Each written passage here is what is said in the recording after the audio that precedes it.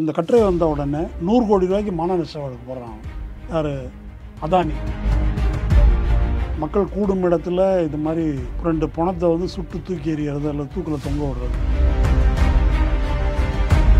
இப்போ நீங்கள் அயோத்தி ராமர் கோயில் கட்டியிருக்காங்க இல்லையா, அதுலேயும் கூட குஹனுக்கு அது மாதிரி ஒவ்வொரு ராமாயண கதாபாத்திரங்கள் இருக்காங்கல்ல, சபரி, இதுக்கெல்லாம் கோயில் கட்டி அந்தந்த ஜாதியை கூப்பிட்டு வந்து. சாதி வேண்டான்னு யாரும் சொல்கிறதில்ல, பெரும்பாலும் நான் சொல்கிறேன். பணக்காரன் வீட்டு பிள்ளையாக இருந்தாலும் ஏழை வீட்டு பிள்ளையாக இருந்தாலும் கவர்மெண்ட் ஸ்கூல் இல்லைன்னா கவர்மெண்ட் எய்டட் ஸ்கூல், பெரும்பாலும் பழங்குடி மக்கள், தலித்துகள், பிற்படுத்தப்பட்ட மக்கள்.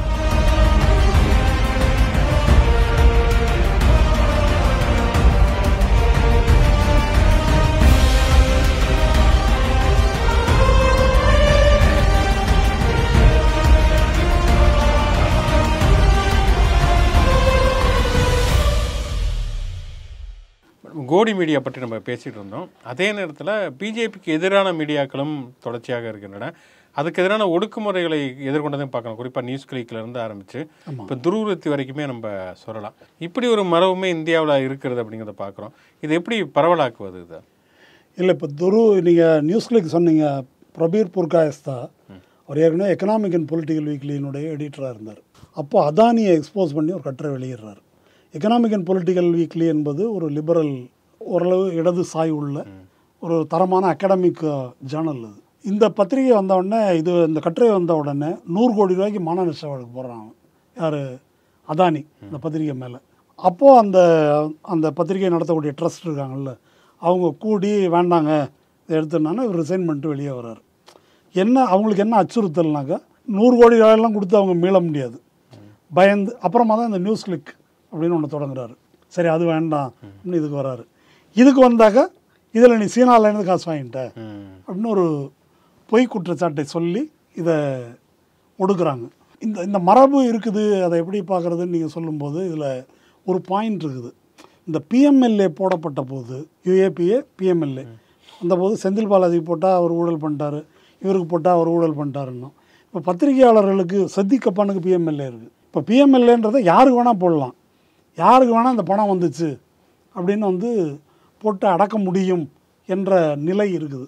ஆனால் ஒரு நல்வாய்ப்பாக இத்தனை நாள் இயங்கி வந்த ஜனநாயக மரபில் அல்லது இடதுசாரி இயக்கங்கள், தலித் இயக்கங்கள், இந்த மாதிரி இது வந்ததில் இதை எதிர்த்து நிற்கக்கூடிய டெமோக்ராட்டிக் ஃபோர்ஸ் வந்து கணிசமாக இருக்குது.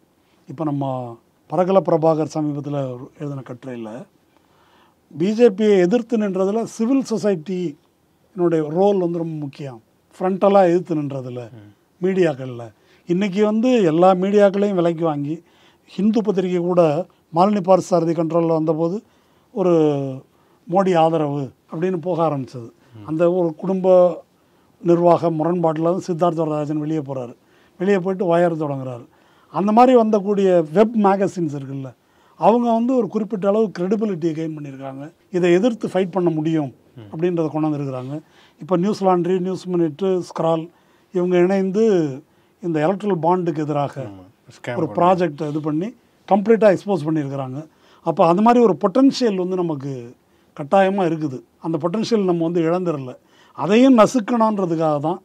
இப்போ நியூஸ் கிளிக்கெல்லாம் அப்படி ஒப்பிட்டு பார்த்தா ரொம்ப ஒரு சின்ன ஒரு பத்திரிகை, அது பெரிய பலம் இல்லாதது.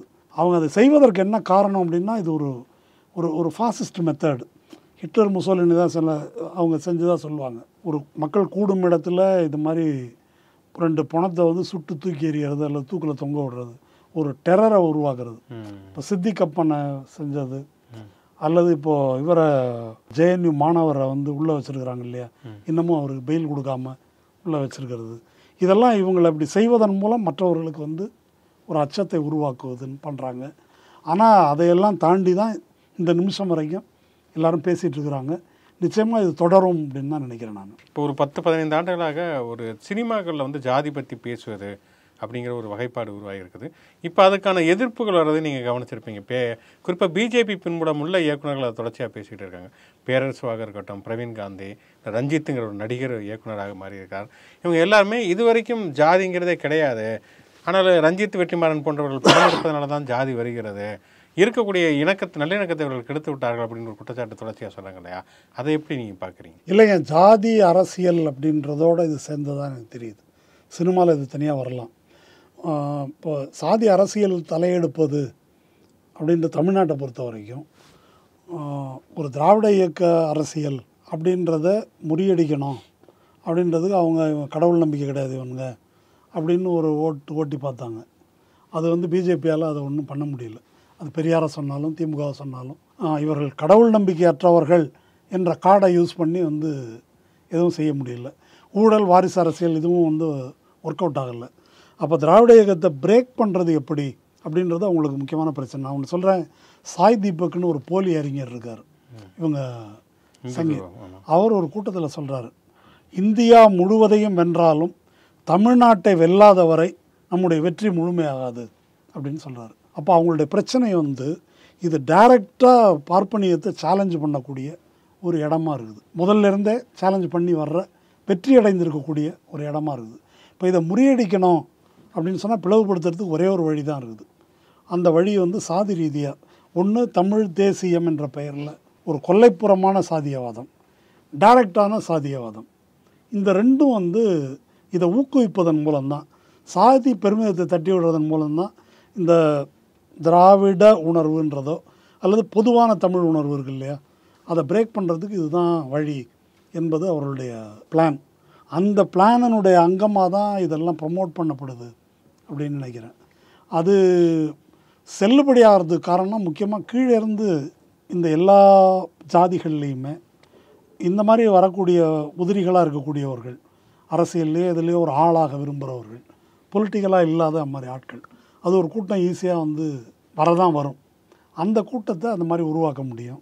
அதில் மிடில் கிளாஸில் இருக்கக்கூடிய இந்த மாதிரி நீங்கள் சொன்னது போன்ற இயக்குனர்கள், படித்தவர்கள், அவங்க அதோட சேர முடியும் அப்படின்ற ஒரு வாய்ப்பு இருக்குது.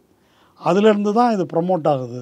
ஒருவேளை பிஜேபியை இந்த இடத்துலேருந்து அகற்றி விட்டால் இவங்களுக்கு உயிர் தண்ணி ஊற்றுறதுக்கான அடிப்படை வந்து கிடையாது. சீக்கிரம் நசிஞ்சு போயிடுவாங்க இவங்க. ஈவன் அதிமுக கூட பொதுவாக தான் பொலிட்டிக்கலாக அப்படி இருந்தாலும் கூட மறைமுகமாக ஒரு இடைநிலை சாதிகளை ஆர்கனைஸ் பண்ணக்கூடிய ஒரு கட்சியாக அது வந்து இருக்குது. அது சாதி ஒழிப்பெல்லாம் அது திமுக பேசுவதைப் போல் அது கொள்கை அளவில் கூட அதை வாயை பேச மாட்டாங்க. ஆனால் பொதுவாக தமிழர்களுக்கு பொதுவான ஒரு கட்சி அப்படி தான் அவங்க பண்ணியிருக்கிறாங்க. இவங்கள்லாம் இந்த மூணாவது ஸ்ட்ரீம், அதுக்கு வந்து ஆதாரமாக இருப்பது பிஜேபி சங்கி அரசியல் தான். அதோட கனெக்ட் பண்ணி இதை எக்ஸ்போஸ் பண்ணணும்னு நினைக்கிறேன். தனியாக அதை ஃபைட் பண்ணுறதில்ல. இப்போ பிஜேபியோட போலரைசேஷன் இருக்கு இல்லையா, ஒரு பக்கம் தலித்துகள் மத்தியிலேயே அவங்க போய் ஒரு போலரைசேஷன் பண்ணுறாங்க. எல்முருகன் போன்றவர்கள் வைத்துக்கொண்டு நாங்கள் தலித்துகளுக்குமே பதவிகள் கொடுத்துருக்குறோம், அல்லது தேவேந்திரகுல வேளாளரிடம் போய் அவங்களுடைய பட்டியல் வெளியேற்றத்தை ஆதரிப்பது, இது ஒரு பக்கம் பண்ணுறாங்க.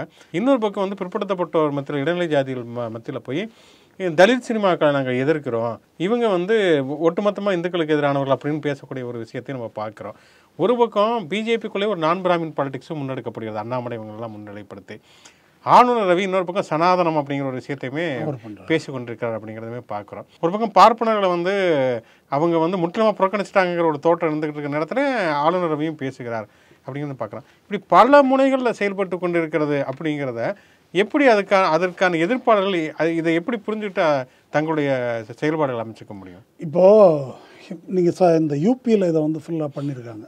இதை பற்றி 2 புக்கு வந்துருக்கு. நியூ பிஜேபின்னு ஒரு புக்கு, நளின் மேத்தானுடைய புக்கு. அது கிரிட்டிக்கல் இல்லை, விவரங்களை கொடுக்குது. யூபி ஏன்னா யூபி எதுக்கு சொல்கிறேன்னாக்கா, இந்த பக்கம் முலாயம் சிங் யாதவ், இந்த பக்கம் மாயாவதி, 2 பேரும் சேர்ந்து எஃபெக்டிவாக இவங்களை கம்ப்ளீட்டாக ஓரங்கட்டிய இடம் தானே அது. அந்த இடத்த பிரேக் பண்ணி இன்றைக்கி யூபி வந்து பிஜேபி கோட்டை அப்படி எப்படி மாற்றினாங்க அப்படின்றது. இன்னொன்று பத்ரி நாராயண் என்ற பத்திரிகையாளருடைய இந்துத்துவா ரிப்பப்ளிக் அப்படின்ற நூல். இதில் முக்கியமாக அவங்க என்ன சொல்கிறாங்க அப்படின்னு சொன்னாக்கா, இந்த பிஎஸ்பியை பொறுத்த வரைக்கும் தாழ்த்தப்பட்டவர்களே ஜாத்தவ் என்ற கம்யூனிட்டி, அந்த பிரிவை மையமாக வைத்து இந்த கட்சி இயங்குது. இவங்க அகிலேஷ் யாதவ் சமாஜ்வாதி கட்சியை பொறுத்த வரைக்கும் ஓபிசியில் யாதவ மையமாக வச்சு அது வந்து இயங்குது. அப்போ நான் யாதவ் ஓபிசி, நான் ஜாத்தவ் எஸ்சி, அவங்கள கான்சன்ட்ரேட் பண்ணி என்னெல்லாம் செஞ்சாங்க, அவங்களுக்கு பதவி கொடுத்து கட்சிக்குள்ளே எடுத்துக்கிறாங்க. 1. 2வது, இந்த ஒவ்வொரு ஜாதிக்கும் ஒரு வீரன் அல்லது ஒரு கடவுள் அதை உருவாக்கி அந்த கோயில், அந்த சிலை அதை திறந்து கௌரவப்படுத்தி விழாக்களை புதுசாக உருவாக்குறாங்க. இப்போ நீங்கள் அயோத்தி ராமர் கோயில் கட்டியிருக்காங்க இல்லையா, அதுலேயும் கூட குஹனுக்கு அது மாதிரி ஒவ்வொரு ராமாயண கதாபாத்திரங்கள் இருக்காங்கல்ல, சபரி, இதுக்கெல்லாம் கோயில் கட்டி அந்தந்த ஜாதியை கூப்பிட்டு வந்து, நிஷாதுன்னு ஒரு ஜாதி, அந்த ஜாதியை கூப்பிட்டு வந்து அவங்களுக்கெல்லாம் ஒரு இடம் இருக்குது. இந்த ராமர் கோயில்ன்றதே புதுசாக உருவாக்கப்பட்ட ஒரு சிண்டிகேட்டட் ஹிந்துயிசத்தினுடைய காம்ப்ளெக்ஸ். அது அதன் கீழே எல்லாரையும் உள்ளே கொண்டு வராங்க. இப்படி கொண்டு வந்து அவங்க எல்லாருக்கும் இடம் இருக்குது இங்கே அப்படின்ற ஒரு உணர்வை வந்து ஏற்படுத்துவது, கட்சியில் இந்த மாதிரி பதவி கொடுக்கறது, எல்லாமே டோக்கனிசம் தான். ஆனால் இது என்னன்னாக்கா உள்ளுக்குள்ளே இருக்கிற இந்த பிளவை வந்து அவங்க அப்படி யூஸ் பண்ணிக்கிறாங்க. Yadav versus others, Jadhav versus others என்பதை அப்படி பயன்படுத்திக்கிறாங்க. இப்போ இதை லிட்ரலாக அப்படியே இங்கே பின்பற்றக்கூடிய சூழல் இங்கே இல்லை. எங்கள் தமிழ்நாட்டில் அப்படியே காப்பி பண்ணக்கூடிய சூழல் இல்லை. ஆனால் அடிப்படையில் அந்த ஃபார்மை வந்து இங்கே யூஸ் பண்ணுறாங்க. அதை சாதிய அரசியலினுடைய தன்மையே இப்போ நீங்கள் சொன்னீங்க, ஒரு புறம் ஆர்.என். ரவியை வைத்து, மறுபுறம் இதை வைத்து, இது ரெண்டும் கோஎக்ஸிஸ்ட் ஆகிறது தான் சாதி அமைப்பு இல்லையா? பார்ப்பனியத்தினுடைய மேலாண்மையை ஏற்றுக்கொண்டு அங்கீகரித்து கொண்டு அதுக்கு கீழே இருக்கிறது அப்படின்றது தான் சாதிய அரசியலினுடைய பொதுத்தன்மை. அதனால் இந்த கான்ஃப்ளிக்டை இந்த பிசிக்கும் எஸ்சிக்கும் இடையில், எஸ்சிக்குள்ளேயே இருக்கக்கூடிய பிரிவினருக்கு இடையில், பிசிக்குள்ளே இருக்கிற பிரிவினருக்கு இடையில், இவங்களுக்கு இடையே அந்த கான்ஃப்ளிக்டை மெயின்டைன் பண்ணி தான் பார்ப்பனியம் அல்லது பார்ப்பன ஃபாசிசம் தன்னுடைய மேலாண்மையை நிலைநாட்டி கொள்ள முடியும். மக்கள் மத்தியில் ஜாதி உணர்வு இல்லையா? இருக்குது. பொதுவாக மக்களை கேட்டாக்கா சாதி வேண்டான்னு யாரும் சொல்கிறது இல்லை. பெரும்பாலும் நான் சொல்கிறேன், சாதி ஆதிக்கம் வன்முறைன்னா வேண்டாம் அப்படின்னு சொல்லக்கூடும். மற்றபடி அவரவர்களுக்கு தத்தும் சாதியை பற்றிய ஒரு பெருமித உணர்ச்சியோ அல்லது இது ஒரு மரபு அப்படின்றதோ அதை நம்ம அகமண முறையில் தானே அது செட்டில் ஆகிக்குது. இப்போ இதை பிஜேபி இதை எப்படி ப்ரெசென்ட் பண்ணுறான் அப்படின்னா, இது நம்ம பண்பாடு. நாங்கள் பள்ளிகளில் படிக்கிறப்ப, அரசு பள்ளிகளில் படித்து வந்திருந்தப்ப, அரசு பள்ளிகளில் ஆசிரியர்கள் வந்து அரசியல் நிறைய பேசுவாங்க. இடஒதுக்கீடு பற்றியோ, இந்திய எதிர்ப்பு பற்றியோ, இடதுசாரி தத்துவங்களை பற்றியோ பேசுவாங்க. இன்றைக்கி பெரும்பாலும் தனியார் பள்ளிகளில் படிக்கக்கூடிய சூழல் தான். தனியார் பள்ளிகளில் ஆசிரியர்கள் அரசியல் பேசுவதற்கான சூழலும் கிடையாது. அவங்களுக்கும் பெரிய அளவில் அரசியல் தெரியுமா, நிர்வாகம் அனுமதிக்குமாங்கிற கேள்விகள் ஒரு பக்கம் இருக்கிறது. இன்னொன்று வந்து இப்போ ஒரு டீ கடையில் ஒரு 4 பேர் உட்காந்து பேசுவது, அதில் அரசியல் பேசுறதுங்கிற சூழல்லாம் இருந்தது. இன்றைக்கி எல்லாருமே வந்து ஒரு மெட்ரோ ட்ரெயினில் இருந்து எல்லா இடங்கள்லையுமே தனித்தனியாக ஒரு உலகத்தில் ஒரு ஃபோனுக்குள்ளே மூழ்கி விடுவது அப்படிங்கிற ஒரு விஷயத்தை பார்க்குறோம். அப்போ ஒரு இன்ட்ராக்ஷனுங்கிறது சக மனிதர்களிடம் இல்லாத ஒரு சூழலுமே இருக்கிறது.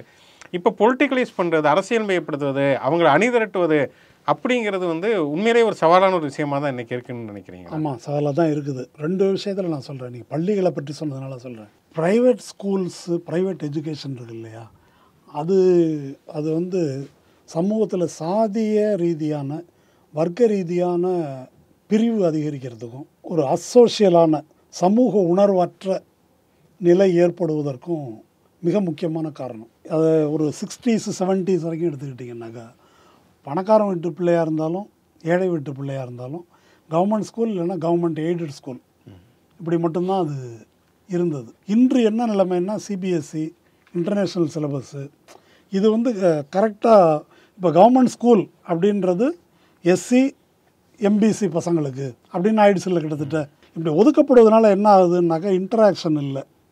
சாதி ரீதியாக ஏற்றத்தாழ்வான சாதியில் இருக்கக்கூடிய நண்பர்கள் உருவாவதற்கான வாய்ப்பு போயிடுச்சு. மத ரீதியாக மதம் கடந்து நண்பர்கள் வருவது அப்படின்ற வாய்ப்பு. இதில் உள்ள பிரச்சனை என்ன அப்படின்னாக்கா, தவிர்க்க இயலாமல் இந்த நட்பு வழியாக ஒரு சமூக உணர்வு அப்படின்றது வருது. அதோடு சேர்ந்தது தான் அரசியல் உணர்வு. இது இல்லாமல் நம்ம தனியாக வந்து அரசியல் உணர்வு வரப்போகிறதில்ல. அப்போது அந்த வாய்ப்பு வந்து இதில் க்ளோஸ் ஆகிருக்கு. அது வந்து நம்ம சீரியஸாக அக்கறை செலுத்தி கவனிக்கப்பட வேண்டிய ஒரு விஷயம். அதெல்லாம் கிட்டத்தட்ட ஒரு அக்ரகாரம் ஆகிடுச்சு. இப்போ புது அக்ரகாரங்கள் அதெல்லாம். அதில் வந்து பிராமின் மட்டும் இல்லை, புதிய பார்ப்பனர்களும் அதில் சேர்ந்துருக்காங்க. இது வந்து ஒரு டேஞ்சர். 2வது, இந்த தலைமுறையினருக்கு அரசியல் வந்து அன்றைக்கி வாத்தியார் பேசினார், அவங்கெல்லாம் பேசுனாங்க, இன்றைக்கி யார் பேசுவாங்க? இது குளோபலாக உள்ள பிரச்சனைங்க. நான் ஒன்று சொல்கிறேன், இப்போது பிளாக் லைவ்ஸ் மேட்டர் போராட்டம் நடந்தது இல்லையா யூஎஸில். அந்த பிளாக் லைவ்ஸ் மேட்டர் போராட்டத்தினுடைய மிக சிறப்பு என்னன்னு கேட்டால், பாதி பேருக்கு மேலே வெள்ளை இளைஞர்கள். அது எப்படி சாத்தியமாச்சு? அங்கே ஆக்சுவலாக எப்படி இருந்ததுன்னாக்கா, கருப்பின மக்களுக்கு எதிரான ஒரு பயாஸ் இருக்குல்ல, பயாஸ்னால் என்ன சொல்கிறது, அவர்களுக்கு எதிரான ஒரு கருத்து அபிப்பிராயம், இது வந்து இந்த வெள்ளை இளைஞர்களுடைய பெற்றோர்களுக்கு இருக்குது. இந்த இளைஞர்கள் வந்து அது அநாகரிகம், கேவலம் அப்படின்னு கருதுகிறாங்க. அந்த பெற்றோர்களை இவங்க ஃபைட் பண்ணுறாங்க. அப்போ கருப்பின மக்கள் வந்து ரொம்ப நெகிழ்ந்து போனதே என்ன அப்படின்னாக்கா, இதுக்கு முன்னால் எங்களுக்காக நாங்கள் தான் கற்றுவோம், இப்போ இவ்வளோ இளைஞர்கள் எங்களோட கரம் கோர்த்து நிற்கிறாங்க. அப்போ நம்ம இதில் ரொம்ப அதைரியப்படுவதற்கு ஒன்றும் இல்லை. இது யூஎஸில் நடந்திருக்கு, அது அப்படியே பரவி ஐரோப்பாவிலாம் அந்த போராட்டம் நடந்தது நம்ம வந்து பார்த்தோம். அது வந்து மற்ற இடங்களுக்கும் அது பொருந்தும். அது எப்படி சாத்தியமானதுன்னாக்கா அந்தளவு கிரவுண்டில் ஒர்க் பண்ணதன் மூலமாக அது சாத்தியமானது. அதனால் இப்போ இந்த இளம் தலைமுறையினரை, இந்த 2K கிட்ஸ்ன்னு சொல்லக்கூடியவங்களை சென்று அடைவதற்கு நம்ம என்ன வழிகளை பார்ப்பது அப்படின்னு வந்து யோசிக்கணும். நான் முதல்ல சொன்னது போல் அண்ணாமலை போல்டாக பேசுகிறாரு, சீமான் போல்டாக பேசுகிறாரு, ஒரு அரசியல் அறிவற்ற முறையில் அது மாதிரி பார்க்குறாங்க. அப்போ இவங்க யாரும் ஏதோ புதுசல்ல. இதுக்கு முன்னால் ஒரு அண்ணா பேச்சையோ பெரியார் பேச்சையோ கம்யூனிஸ்ட் தலைவர்கள் பேச்சையோ கேட்டு இதுக்கு முந்தைய தலைமுறை வந்து ஈர்க்கப்பட்டிருக்குது. இவங்க அப்படியெல்லாம் வரமாட்டாங்க என்பதெல்லாம் இல்லை. அவர்களை எப்படி ரீச் பண்ணுறது என்பதை பற்றி நாம் சிந்திக்கணும். அவங்கள ரீச் பண்ணுறதுக்கான அக்கறையும் ஏற்கனவே குறைஞ்சி போச்சு பொதுவாக அரசியல் கட்சிகளிடம், இயக்கங்களிடம். இந்த இளம் தலைமுறையை போய் சென்று சேர்வதற்கான முயற்சி இருக்கு இல்லையா, அது குறைஞ்சிருச்சு. ஸ்டூடெண்ட்ஸ் மூமெண்ட் இல்லை, ஸ்டூடெண்ட்ஸ் யூனியன் இல்லை, ட்ரேட் யூனியன் மூமெண்ட் இல்லை. இந்த மூமெண்ட்டெல்லாம் இல்லாமல் தனியாக நம்ம ஒன்று கொண்டு வர முடியாது. அதுக்குள்ளே நம்ம போனோம் அப்படின்னு சொன்னாக்கா நிச்சயமாக அதை நம்ம சாதிக்க முடியும். இல்லை, இப்போ நீங்கள் சொல்ல மாதிரியான அந்த ஸ்டூடெண்ட்ஸ் யூனியன், ட்ரேட் யூனியன் அப்படிங்கிறதுமே கூட அதுலேயுமே நிறைய பிரச்சனைகளையும் நம்ம பார்க்கணும். அதில் கட்டுறதுலேருந்து ஆரம்பித்து அதில் இன்னொன்று ட்ரேட் யூனியன் இருக்க எல்லாருமே வந்து அரசியல் உணர்வோடு இருக்காங்களா அப்படிங்கிற கேள்விகளுமே நிறையா இருக்கிறது. அப்போ இதில் வேறு இதே பழைய வடிவங்களோட தான் அந்த ட்ரேட் யூனியனோ இல்லை ஸ்டூடெண்ட்ஸ் யூனியனோ இருக்க முடியுமா, இல்லை வேறு வடிவங்களை வந்து பரிசோதிப்பாங்க? புதிய வடிவங்களை யோசிச்சு தான் ஆகணும். இப்போ நீங்கள் ட்ரேட் யூனியன்றதுக்கான கான்செப்டே இன்றைக்கி இளைஞர்களுக்கு வேலைவாய்ப்பு அப்படின்றது ஸ்விக்கி, ஜொமேட்டோ, ஊபர், ஓலா, இவங்களுக்கு பேர் வந்து பார்ட்னர்ஸ்னு பேர். லீகலாக அவங்க எம்ப்ளாயீஸ் இல்லை. ஒரு டெலிவரிக்கு அவங்க பார்ட்னர், 30 ரூபா வாங்கிட்டு அதோட முடிஞ்சது அப்படின்ற மாதிரி. அப்போது இவங்கள வந்து கிக் லேபர்னு சொல்கிறாங்க. இந்த கிக் லேபருக்கு வாரியம் அந்த மாதிரியெல்லாம் இப்போது கர்நாடகாவில், இப்போ தமிழ்நாட்டில் கூட பேசியிருக்கிறாங்க. அப்படி இருக்குது. இப்போ இந்த இளைஞர்களை எப்படி ரீச் பண்ணுறது? வழக்கமான ஆலை தொழிலாளர்கள் அப்படி மட்டும் இல்லை, அல்லது ஐடி தொழிலாளர்கள் என்பது மட்டும் இல்லை, இன்றைக்கி புதிய இளம் தலைமுறை வந்து இதில் தான் அதிகமாக இருக்கிறாங்க. இது யூஎஸ்லேயும் இதே விஷயந்தான். அப்போ இவங்களை ரீச் பண்ணுறதுக்கான புதிய வடிவங்களை தான் நம்ம யோசிக்க வேண்டியது. இதை பழைய ட்ரேட் யூனியன் மூவ்மெண்ட் மாதிரி அதை பண்ணுவது கஷ்டம். உற்பத்தியை விட சேவைங்கிறது அதிகமானதாக, சேவை அதிகமாக இருக்குது. இது வந்து தொழிலாளி அப்படின்ற கருத்தாக்கத்தை காலி பண்ணிவிட்டு ஒரு அற்றை கூலி, தினக்கூலி மட்டும் இல்லை, இந்த சிங்கிள் டெலிவரிக்கு கான்ட்ராக்ட் அப்படின்ற அளவுக்கு அதை கொண்டு வராங்க. இது ரொம்ப சுரண்டலுடைய மிக கொடிய வடிவம். இளைஞர்களுக்கு வந்து இப்போ இந்த வேலைக்கு போகிறாங்க இல்லையா, அவங்களுக்கு ட்ரேட் யூனியன்றதை பற்றியே எந்த ஐடியாவும் கிடையாது. இது ரொம்ப சிறந்த வேலையாக அவங்க கருதுகிறாங்க. அவங்க கோணத்தில் நினச்சா போகலாம், நினச்சா நின்றுக்கலாம். ஆனால் இது எந்த வயசு வரைக்கும்? அதுக்கப்புறம் அந்த உழைப்பு சக்தியை இழந்த பிறகு அவங்களுக்கு என்ன உத்தரவாதம் இருக்குது?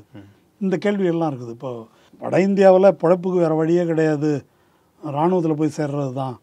இராணுவத்தில் சேர்ந்து ஒரு 15 வருஷம் வேலை பார்த்தோம்னாக்கா ஏதோ ஒரு பென்ஷன் வரும், அதை வச்சு பொட்டி கடை வச்சு என்ன பண்ணிட்டு போகலாம் இப்படின்னு நினச்சிட்டு இருந்தாங்க. இப்போ அக்னி வீர்னு கொண்டாந்துட்டாங்க. இப்போ அது ஒரு என்ன செய்கிறதுன்றதை உருவாக்குது இல்லையா. அதெல்லாம் இது எல்லாமே இன்னொரு வடிவம். அதனால் இதுக்கு என்ன வடிவம் என்பதை நம்ம தேடி தான் கண்டுபிடிக்கணும்னு நினைக்கிறேன். யோசிக்கணும், முயற்சிக்கணும். இது குளோபலாக உள்ள சேலஞ்சு. இது இந்தியாவுக்கு மட்டுமல்ல, உலக அளவில் புதிய தாராளவாத கொள்கை அமல்படுத்தப்படுவதை ஒட்டி பல மாற்றங்கள் வந்துருக்குது. இப்போ யூஎஸ்லேயும் கோவிட் காலத்தில் அமேசான் போன்ற நிறுவனங்களில் போராட்டம் நடந்தது. அவங்களுக்கு எந்த பாதுகாப்பும் இல்லை. அதுக்காகவே தனியாக போராட்டங்கள் நடந்து அவங்களுக்கு பாதுகாப்பு வழங்கணும், வேலை நேரம் அல்லது பாதுகாப்பு கவசங்கள், இதுக்காக போராடினாங்க. அங்கே அது மாதிரி இடத்துல இப்படி கீழ்நிலையில் வேலை பார்க்குறது யார் அப்படின்னு சொன்னால் கருப்பின மக்கள் அல்லது ஹிஸ்பானிக்ஸ்ன்னு சொல்லக்கூடிய பிரிவினர், இதை சேர்ந்த ஏழைகள் தான் வேலை பார்க்குறாங்க. அப்போது அது மாதிரி போராட்டங்கள் வந்து நடந்திருக்கு. இன்னொன்று சொன்னால் கோவிடில் வாடகை கொடுக்க முடியல, வாடகை கொடுக்க முடியாதுன்னு ஒரு போராட்டம் நடத்தியிருக்காங்க. இதெல்லாம் தொழிற்சங்கத்தில் இதுக்கு முன்னால் நம்ம அதெல்லாம் பார்த்துராத டிமாண்ட். அது வாடகை கொடுக்க முடியாது, வீட்டை விட்டும் போக முடியாது, வாடகையை கவர்மெண்ட் கொடுக்கட்டும், நாங்கள் கொடுக்க முடியாதுன்னு சொன்னாங்க. அப்போ புதிய கோரிக்கைகள், புதிய விதமான வடிவங்களுக்கு தான் நம்ம யோசிக்கணும்னு நினைக்கிறேன். அதே மாதிரி இப்போ இந்த புலம்பெயர்ந்த தொழிலாளர்கள் என்பதுமே ஒரு புதிய சிக்கலாக நம்ம பார்க்குறோம். இப்போ நிறைய வடமாநில, வடகிழக்கு மாநிலத்தை சேர்ந்த தொழிலாளர்கள் இங்கே வர்றாங்க. அது வந்து இனவாதிகள் அதை பற்றி அதிகமாக பேசுகிற அளவுக்கு இடதுசாரிகள் அதில் கவனம் செலுத்தியிருக்காங்கன்னு நினைக்கிறீங்களா? செலுத்தலை. ஓரளவு சிபிஎம்மில் கொஞ்சம் இடத்துல ஆர்கனைஸ் பண்ணியிருக்காங்க. இனவாதிகள் வந்து எதிராக பேசுகிறாங்க. அது வந்து எடுபடலைன்னு நினைக்கிறேன் மக்கள் மத்தியில். இதை கொஞ்சம் பேரை வந்து சும்மா அப்படி ஒரு ஆத்திரமூட்டை வைக்கலாம். அதை பற்றி ஒரு ஜெயரஞ்சன் சார் அழகாக விளக்கியிருக்காரு. இந்த பொருளாதாரத்துக்கு எப்படி அவங்க தேவையாக இருக்கிறாங்க. இதில் ஒன்று முக்கியமாக பார்க்கணும், 2 விதமாக நம்ம வந்து பிரிச்சுக்கலாம். இப்போ மெட்ரோவில் மாதிரி இடங்களில் ஒர்க் பண்ணுறாங்க, பெரிய பெரிய ரியல் எஸ்டேட் இதில் இந்த கார்ப்பரேட்டுகள் கொடூரமான முறையில் அந்த தொழிலாளிகளை வந்து சுரண்டுறாங்க. அவங்க ரைட்டுக்காக நம்ம போராட வேண்டியிருக்குது. ஒரு மனிதத்தன்மையே இல்லாமல் அதிலெல்லாம் யார் வேலை செய்கிறாங்க, எத்தனை பேர் சாகுறாங்க, எவ்வளோ பேர் காயமடைகிறாங்க, எந்த டேட்டாவும் கிடையாது. பன்றிகளைப் போல் அவங்கள வந்து தகர கொட்டாயில் வச்சுருக்கிறாங்க. இதுதான் மேஜர்.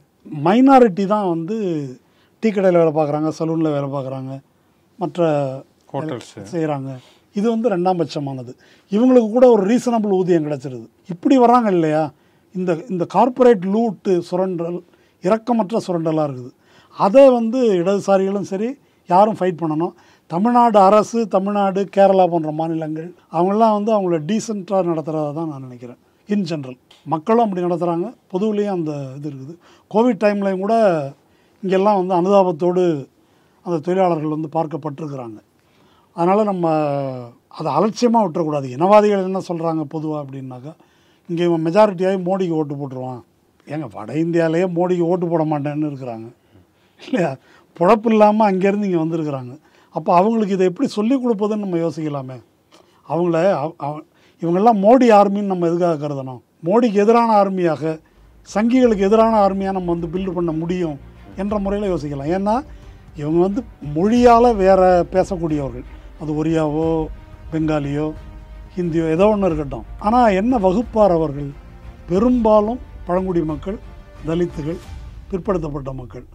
அப்போ அந்த கோணத்திலிருந்து நம்ம பார்ப்பதா, அல்லது வேறு இனம் வேறு மொழி பேசுகிறான்றதுலேருந்து பார்ப்பதா, அதை வந்து ரொம்ப கடுமையாக நம்ம எக்ஸ்போஸ் பண்ண வேண்டியது யார் பேசினாலும்.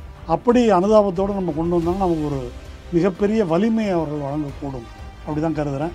அதனால் அவங்கள இங்கே தங்க வைக்கணும், ஓட்டுரிமை கொடுக்கணும் அப்படி இல்லை. அவங்களுடைய ஓட்டுரிமைக்கு நம்ம ஃபைட் பண்ணணும். ஃப்ரீ ட்ரெயின் விட ஊரில் போய் ஓட்டு போட்டு வர்றது என்ற முறையில் நம்ம, அல்லது போஸ்டல் பேலட்டுக்கு வந்து அவங்களுக்கு உரிமை கொடு என்ற கோணத்தில் நம்ம வந்து அவங்க உரிமைக்காக நம்மளும் வந்து குரல் கொடுக்கணும்னு நினைக்கிறேன். ஒரு நம்பிக்கையோடு நம்ம முடிச்சிருக்கிறோம். வரக்கூடிய எதிர்காலமே ஒரு நம்பிக்கையினுடைய தொடர்ச்சியாக இருக்கும் நம்புவோம். நன்றி.